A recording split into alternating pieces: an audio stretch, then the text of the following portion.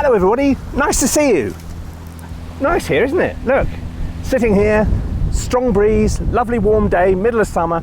Today I'm going to be talking to you about how to create a really authentic and realistic instrumental string line using samples. And this is much harder than it might at first sound. And what we're going to be using in order to do this is a library called Vienna Symphonic Library Special Edition. And VSL Special Edition has been around a long time. It's a premium library and it's a really interesting library, and we were looking at that in more detail as well. So why have I brought you to the beach with the wind, which is probably making a rather buffly sound, but don't worry about that, with my ukulele. Okay, the point is this. If you take any instrument, you could take two stones. Every time you tap them together, they make a different sound. Slide them over each other, they make a different sound. If you're playing a ukulele, you can play it a normal non-vibrato, with vibrato, sliding up, sliding down, softly, loudly, and every time you play it, every one of those notes was different. That is a real challenge if you're a sampled musician and you're trying to recreate that using samples, because all the sample is a whole collection of individual notes recorded and then mapped on a keyboard so you can play it back. How are you going to achieve something which sounds realistic when there's so many variations? Let's go back to the shed and find out. Right, everybody. Now, casting aside the famous sunglasses of doubt, here is the latest incarnation of Vienna Symphonic Library. It comes in a thing called the Synchron Player. Now, I should say Vienna Symphonic Library, they were right there at the start of sampling. I think they started in 2000, and a few years later they brought out their first product, which was called, if I remember rightly, the Cube, and it ran on an ancient system called Giga Studio, and I bought it, and it cost, I don't seem to have any arms and legs left. Oh no, it was really expensive. VSL has always been a premium product because they have a different sound and a different approach to people like East West and Spitfire and things like that, and they've often gone for almost a surgically accurate recreation of what the instruments sound like. So if you're trying to render a piece of classical orchestration, VSL is absolutely the way to go. If you are a lot of classically trained film composers really go for VSL for that reason. And I'll show you what I mean. Look, here we have their chamber strings loaded up. What you get with VSL is an astonishing range of articulations. And so you get lots and lots and lots of different alternatives as you go through. Now, this means, coming back to the point I was making on the beach, you're able to render a line of music more realistically. So if these are the chamber strings. You see this bank of faders across the bottom, which looks like something out of, Abbey Road Studio One mixer. No, it's not. These are all the things you have control over. Humanized tuning, humanized delay scale, filter, release, get me a cup of tea, dynamic range. Look, I'm joking. Wouldn't that be nice if there was a get me a cup of tea button? Going, and suddenly, all the way from Vienna, Guy has asked for a cup of tea. I will now make a cup of tea and I will fly all the way to... Anyway, no. I can't imagine VSL would add that. Nice feature though, if you're watching. Nice feature, a button for calling cups of tea. Right, so look, let's play a very simple line of music in, and then we'll start working out how to make it sound more realistic. Okay, so just I'm going to do what lots and lots of people do when they send demos in and things like that to us. That they have all these articulations, all these different ways of playing the note available to them, because they've got a great library. They've got Vienna, they've got Spitfire, East West, Cine samples, all those things. They've got them, but they just load up longs and just play longs. So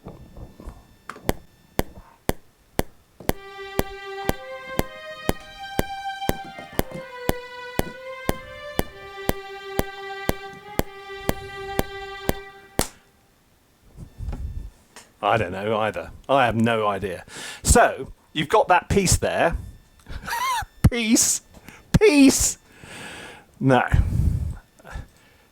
Okay, now what I tend to do, okay, here, the way you have a number, suppose you wanted, as you go through this, to change those, if you use key switches, for those of you who are new to this, a key switch is a key you hit outside the range of the normal instrument, which changes the articulation. Clever, isn't it? Yeah, I thought so too. Yeah. Okay, so, but because they have an awful lot of articulations, and this is by no means the most complicated, I'm going for a fairly straight one to start with. You have two key switches, one which selects short notes, and then this other octave up here, where you can select staccato or détaché. Okay, so what are we going to do here? We're going to start with some legatos. So I'm going to select legato to start with.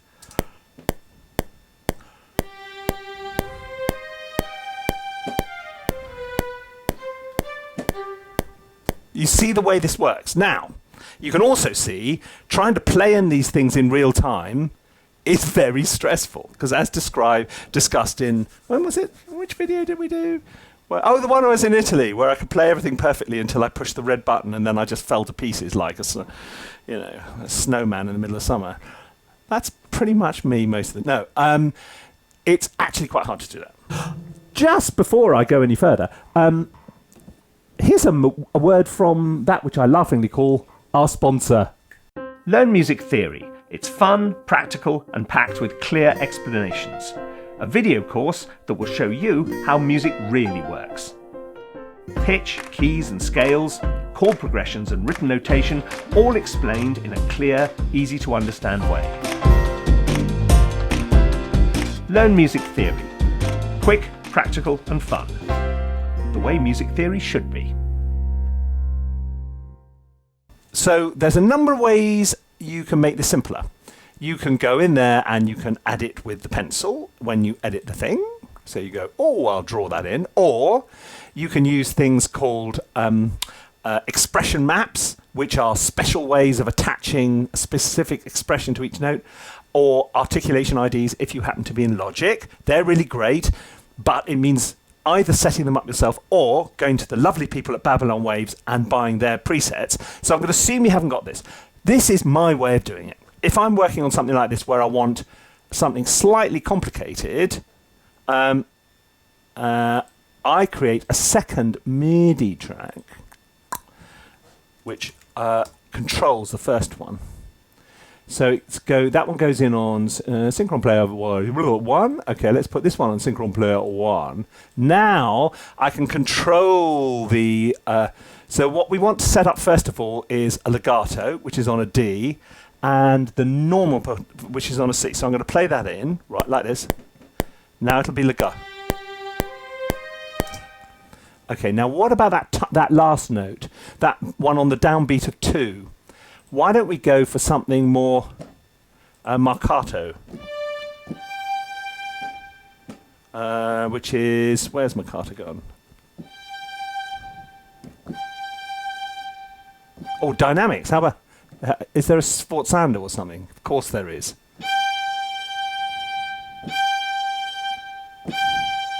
Right. So now, watch what I'm going to do. Okay. So you insert that key switch. All I was doing then is the first bit, I'm playing the key switches in. I'll do it again. Largely because I seem to have overwritten what I did before. Oops! Okay, let's go into merge mode. Not replace, merge. So, we've set up a key switch which plays the legato. Now we're going to set up a key switch which sets staccato. So I need to play C0.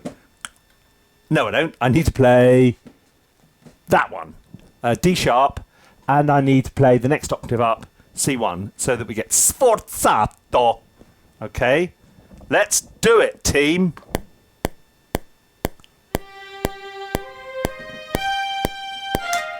Now we're going to have some fast notes going down. So we're going to put the staccatos in.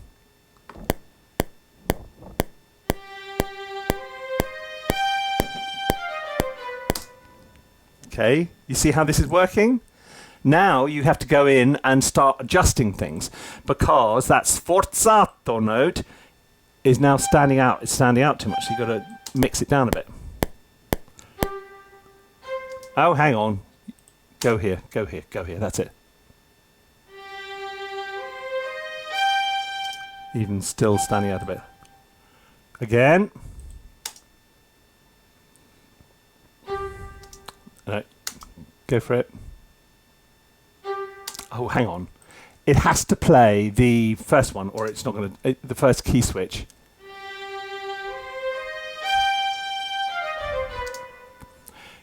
This is the way you put the thing together. Okay. And you can see how long we've been going. 5 minutes or something? It takes a long time. A really, really long time. But if you keep persevering with this, you can end up with something really amazing. Let's try a different... the thing about... Okay, here's the nice thing in... here's the reason why I bought Vienna Symphonic Library all those years ago. And I tell you why many of their sounds are still in my... what do you call the thing? Template! It's the middle of summer, I'm sorry. All my thoughts just go... Sorry. Right. I showed you the flutes. Let's play... Okay. Do you see here? You can have flute 1 or flute plus. Okay, let's do flute plus. And you'll see what you get. So you get all these little shorts. You get sustains and marcatos, and you can get different styles of marcato. You get 2 different types of legato. You get all these kind of... You see what I mean? You get, oh my lord. You get tons and tons and tons and tons of stuff. But the best bit... To be honest, their legatos, particularly the what's now regarded as the old-fashioned way of doing it,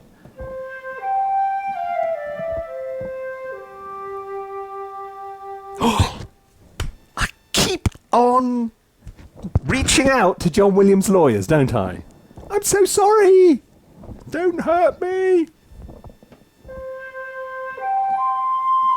Now, the old way of... Oh, do you really want to get into this guy?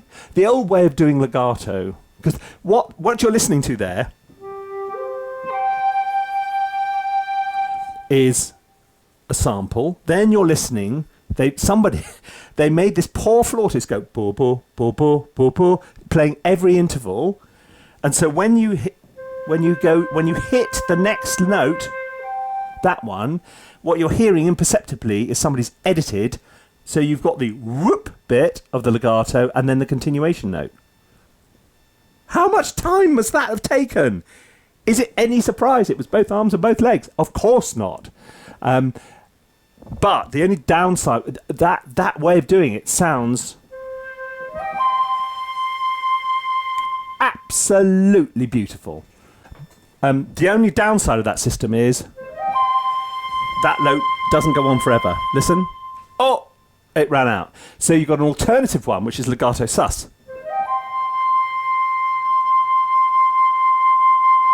Which goes on forever. Which is not what real flautists do. If a real flautist did that, eventually they'd expire. And that would be sad. What else haven't I shown you? Oh, there's so much. Oh, yeah, I could be here all day. I don't know. What am I going to do, Guy? Why are you speaking to me like that? Okay, look. Let's just play something. Let's play something.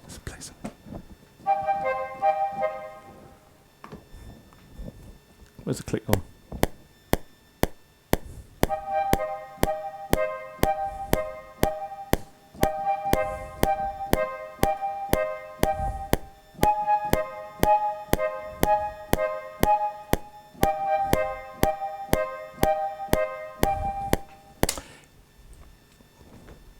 I don't know. I have nothing to say about that. It's a short flute, and it sounds very nice. How about Okay, I tell you what, I'm not going to have one that. Okay, yeah, why not? Let's dive into the old clarinets. Clarinets and oh, there's a cheeky one. This is the E flat.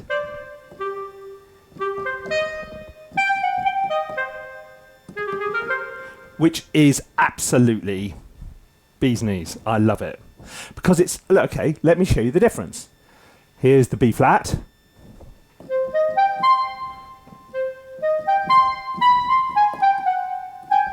It's just, they're so good. Okay, no, maybe I will go with it.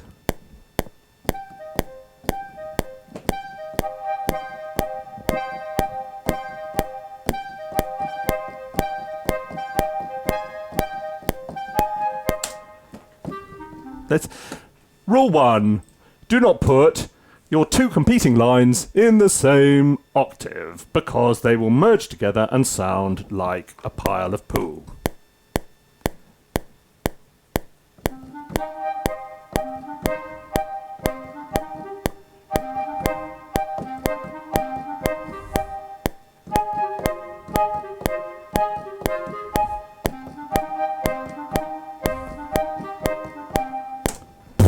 This is turning into a piece of sort of minimalist nonsense sort of thing. Well, it's not. Yeah. Go on, bassoonists. I give bassoonists a bad rap, and I'm not kind to bassoonists. Now is my chance to earn their affection by giving them an important part in our... Oh, right. Now, interesting. Okay, that's thrown me. Do you see? Okay, see this is called the something tree. Don't tell me. Don't tell me. I'll get it. Dimension tree. That's what it's called, and it allows you to adjust. Anyway, so this up there, this one starts at C5. Okay, it's up here somewhere. There. Legato.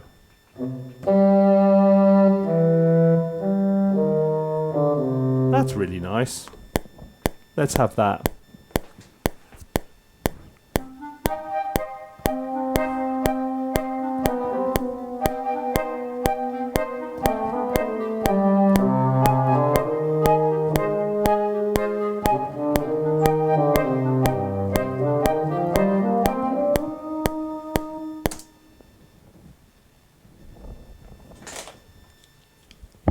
I thought that was great.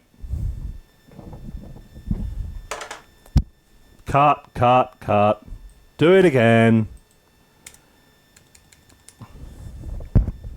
Can you imagine? I have heard stories. Sometimes at film sessions, things like that, we get halfway through the first cue and the directors and producers are sitting at the back and all of a sudden they're not there and they're madly phoning up agents trying to find another composer and the poor composer is sitting there. Oh, I've heard that happened a couple of times.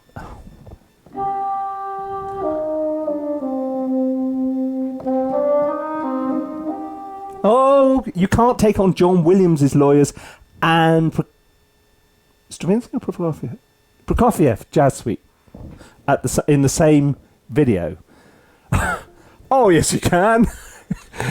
Oh, God. Do you know that story about on the original Apple, the Beatles had a thing called Apple Corp, and there was a trademark about Apple. You can only use that word in association with music. So when Apple Computers came along, they had to reach an agreement about, how far you could go towards being musical. And one of the alert tones on the original Apple was a slightly musical little interval. And they wrote it in, it was written as though it was a Japanese sound, but if you said it out loud, it was "so sue me." And I thought that was right. Okay. There is Steve Jobs had a tremendous sense of humour. Anyway.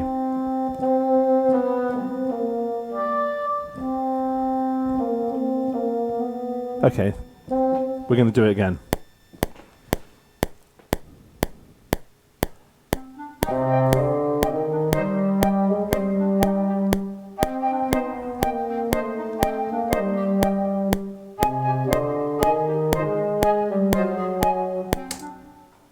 doesn't always work out perfectly second time. You know, on things like The Voice, they say, sometimes they go, stop, stop, stop. Give me your second piece. And everybody goes, oh, it's so wonderful. And they clap and they fall about in tears. Doesn't always work like that. Sometimes the second piece is pants as well. Second take, just as bad as the first one.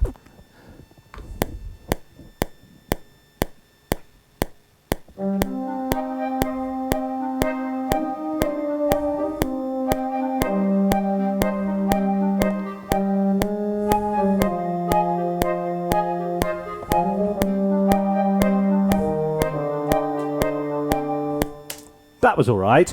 And the last bar needs to change because I changed the chord. So this is the conversation that goes on sometimes between the tune and the harmony. That you don't just come up with a perfect chord progression and say, that chord progression ain't changing over my dead body. Because that would be sad and inappropriate. So now we need to get this B-flat clarinet going.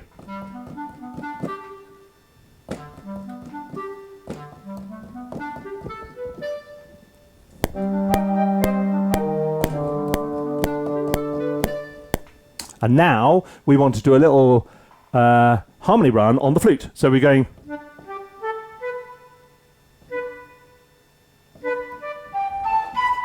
So if I'm starting... If the clarinet's going, we're going to walk the flute up.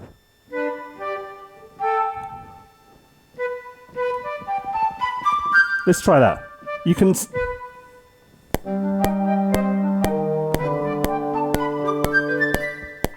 Okay. Now, a little bit of a string event going to happen now. Yes! 20 minutes. Can you bear a little bit more? Just a tiny bit more. Okay. It just feels like it needs... dimension strings. I haven't played with the dimension. Look, when I... Okay. Oh, my Lord. Okay, this does a lot. I have a feeling that in attempting to round this off, I'll just add a little... Oh, my goodness gracious me. What, we got individual desks and players and... So we could go through and rename these, like Tom, Helena, Simona. I mean, these are... Oh, that's ridiculous. Okay. Cool stuff. Great. Right. I wasn't quite expecting that. If I haven't got an ensemble patch and I want one, I load up the... I load up violas. Or cellos, actually. They'll do just as well. Oh my goodness gracious me. Oh, back to the beginning, I think. Go to left. Record.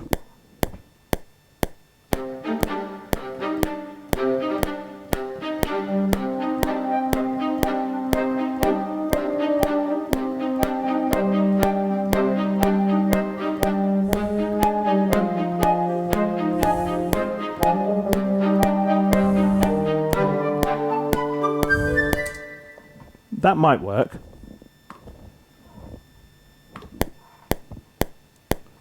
Sounds like a sort of period comedy.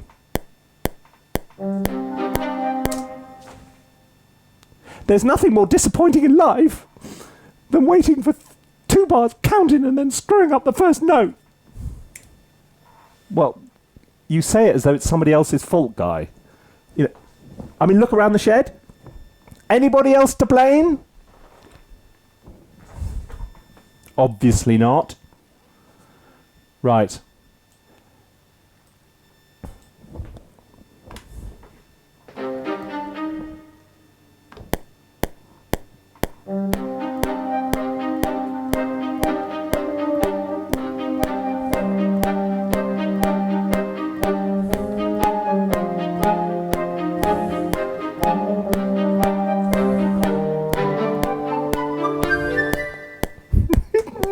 Nearly worked, that end bit, didn't it?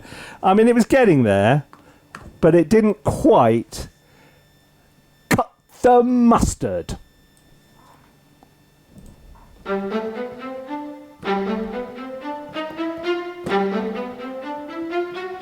try it.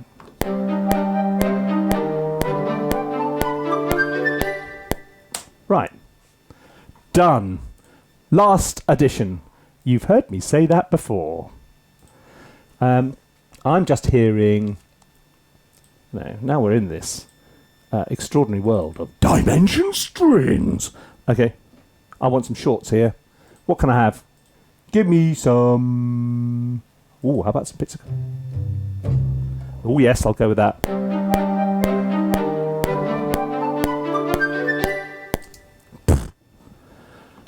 This is a...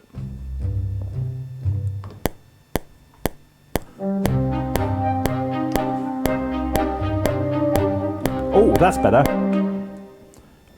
It's got a slight tango thing going. Because that instantly makes it funny.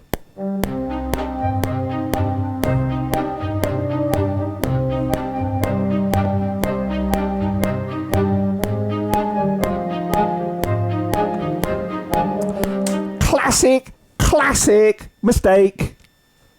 Okay, up to now, that second chord was either going to be an A flat, first inversion, because it's C, E flat, or and A flat, or it was F minor 7, because somewhere in there there's an F, which goes F, A flat, C, and E flat. As soon as I played the bass line going to the A flat, it was very clear I hadn't worked that out, because it was clearly an F minor chord, which makes much more sense in the context of the fact that I appear to be playing in C minor. So F minor is obviously chord 4 of C minor. So we're going to do this again.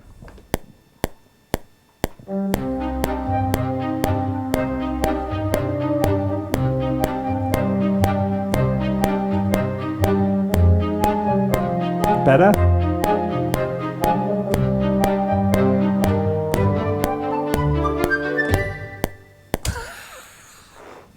Okay, I think that's great. No, it's not that great. It's great for something you turn out in 10 minutes trying to illustrate a sample library. It's not the most original piece of music I've ever written. And I am going to address this glaring hole in this YouTube channel before too long. Because a lot of the time, all I do is knock out little bits of nonsense like this, and you'll think, is that all you do? No, it's not. So I better get on that, otherwise you'll lose confidence in me. So anyway, look. VSL Synchron Player is special edition, is a very capable sample library. It's a premium product, it's not cheap, but if you want a really enormous range of articulation so that you can produce a really realistic rendition of a piece of music, it's a very, very viable alternative. And you can do the big bang thing and go for the big ensembles, but if you want that kind of precision, then VSL has been the masters of precision since 2005, or whenever their first outing was. 2002? I think something around that. 20 years ago? What were you doing 20 years ago? Oh dear, oh dear. There's always somebody out there who says, I wasn't even born, or I was at primary school. I know, I understand these things. You know, a lot's happened in the last 20 years. So look, that's all I've got for you for today. If you've enjoyed this action-packed little edition, then please subscribe, tinkle the little bell thing, all that kind of stuff, and have a good day. See you soon.